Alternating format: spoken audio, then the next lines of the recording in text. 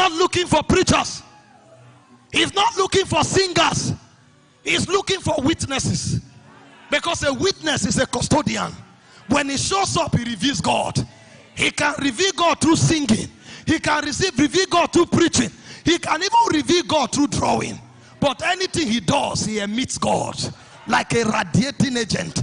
He emits God to a world. Because our world is full of darkness. They are looking for God. God is the cure of the affliction of this age. And so the era to brag with a title is over. The era to brag with a gift is over. The era to brag with a car is over. When you show up, they find out what constituency of the Spirit are you coming from.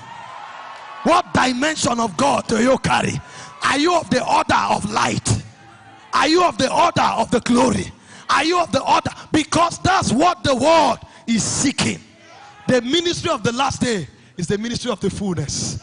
That when men walk, it will be an army of Christ walking. When we enter a city, it's an army of Christ walking. And when you touch us, you know you've touched God. That's why Paul said, be ye followers of me, even as I'm the follower of Christ. If you see me, you've seen him. John said, as he is. Who talks like that? He knows where he's talking from. Because there's a reality that mortality must be swallowed up by immortality. There is a place humanity must get to where they become vital custodians of immortal dimensions. That when you talk to men and touch men, you touch God. One of the most troubling stories I heard in my life was the fact that India today is not a Christian nation because of Christians. Mahatma Ghandi was in South Africa. They spoke to him about Jesus. He was so fascinated and he wanted to know Jesus. And so he thought the natural thing to do, or the best way to get to know Jesus, is not just to read a book, but to find out those who have met him and see what they look like. Because at the end of the day, that's what he will also look like. And when he came into the gathering of the saints, he was segregated. And he said, if I have not seen you, I would have believed you're Jesus. We must produce Bible, but there are no witnesses. The first witness is a man who has touched God. And so in the ministry of the fullness, our goal and our focus is to become the host of God. Because this is the burden of God from ages past. After he created the world, he needed to be a participator of the world he has created. But he was too big for the world. And so there was no dwelling place for him. In Isaiah 66 from verse 1, he said, where is the house that you have made for me? He said, heaven is my throne.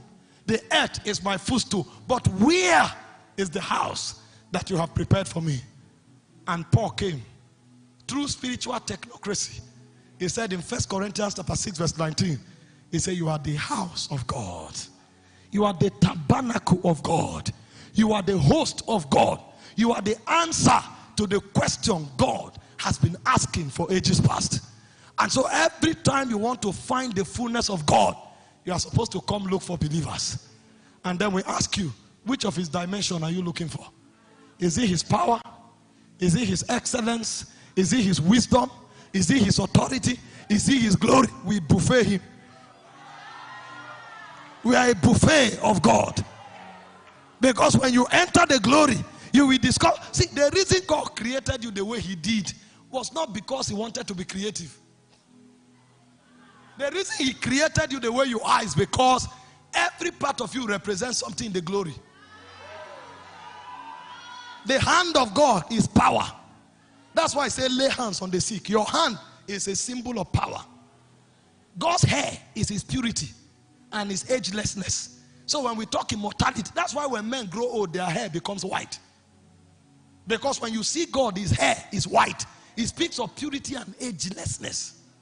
God's face is his presence. He speaks of his government. That's why when you look at a man, if he's wrong, he knows. Your judgment is communicated through your sight. God's feet is his reign. That's why I say anywhere you step to, I've given to you as a possession. because his reign is in his feet.